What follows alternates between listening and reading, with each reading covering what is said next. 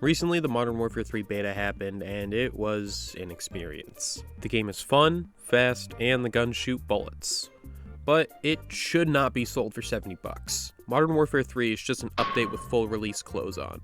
But, just like any new Call of Duty release, it has me thinking about the previous entries. It made me remember that I have not really played a Call of Duty game since World War II. Well, I played around 2 hours of Modern Warfare 2019 on PC at launch, but that's pretty much it. But during that 2 hours, I never touched the campaign. I was told all of these amazing things about it and how it was the best COD campaign since Black Ops 2 and Infinite Warfare. I felt left out. So, a few days ago I went into a GameStop and picked up 3 games. Jackbox 7, Jedi Fallen Order, and Modern Warfare 2019.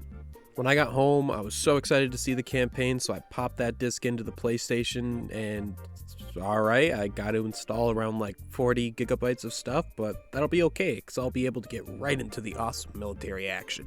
Nope, I have to install another 60 gigabyte update. Cool.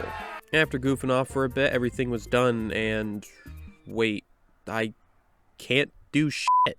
Fun fact, the night I got this, I copied the data from the disc onto the PlayStation, and I did not install the 60 gigabyte update because I just wanted to go right into the campaign. Instead, they gave me the ability to only play combat training on the world's smallest map with 2 guns and the most brain-dead AI. But when I did decide to install the update, that option got taken away. So, what the fuck? It's okay. I got internet. I could download whatever else I need. Hopefully it's not too much. I have to install another 30 fucking gigabytes just to play a roughly 6-hour campaign? If you want to experience everything this game has to offer, you have to install almost 100 gigabytes of extra shit just to do anything. Well, it has been a while since I've played, and it is finally done downloading, so why not take a look at this goddamn mess? Starting with...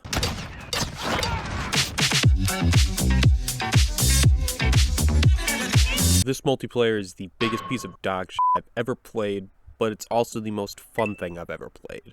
At launch, I remember I hated it because of the maps being so open and being big mazes, the lack of red dots on the minimap. Instead, we got this compass. While it's not awful, I have gotten used to it. It's just not as good as the minimap dots. There are perks like Dead Silence that are now field upgrades. I also hate the lack of an FOV slider on console. It's not the worst thing, but it is just a big adjustment coming back from playing any other recent FPS game. Under all of these blemishes, though, is a phenomenal shooter. The core gunplay, the sound design, the feedback you get, it all makes the monkey in your brain happy. A big thing with older COD games is that after its life cycle is done, it's almost impossible to get any other game modes that are not TDM.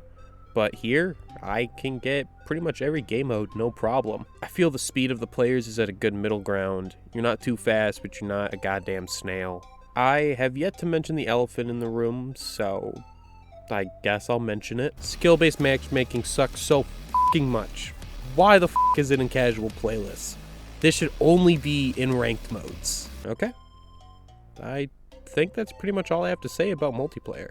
With that said, I think it's time to finally check out the big reason I bought this game. And that reason is...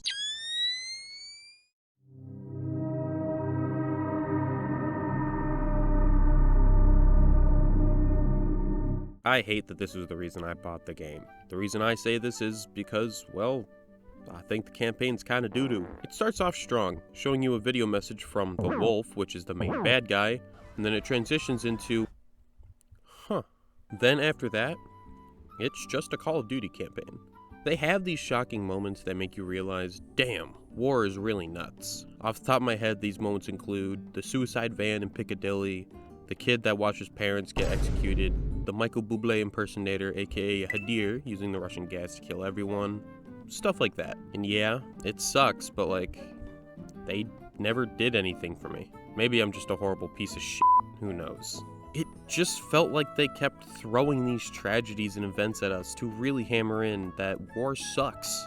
It felt like there was no build-up to these. It was just, oh shit, terrorism. The set pieces for these tragedies in every other moment, though, are beyond breathtaking. They really used every bit of power the PS4 had to make one of the most realistic-looking shooters. Like, this is Red Dead 2 levels of good. And since I'm mentioning good things about the campaign, I might as well talk about my favorite missions. These missions included Clean House, Highway of Death, The Wolf's Den, and Going Dark. I loved Clean House because it's super tactical and also because I totally didn't shoot the baby. Suck the kid up. Highway of Death because I felt like goddamn Chris Kyle and it made me hate the Michael Bublé impersonator. The Wolf's Den and Going Dark for pretty much the same reasons as Kill House, minus me totally not shooting the baby. Speaking of shooting babies, that should not have been a sentence I said. When I was playing the Wolf's Den mission, I shot this one guy that came out of this room and I thought, oh, there'd be more people in this room. So I just rushed in the room and the first person I saw, I shot, and Jesus Christ, it was another kid. I also noticed that Hadir said the famous fruit line from the original Modern Warfare, and Captain Price said his iconic, "We are leaving!" Also, remember earlier in the video when I said this campaign was roughly 6 hours?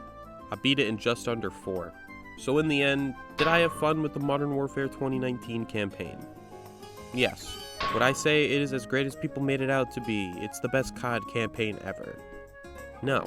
I'm just glad to be done with it so I can... Wait, story continues in spec... Oh, I forgot about...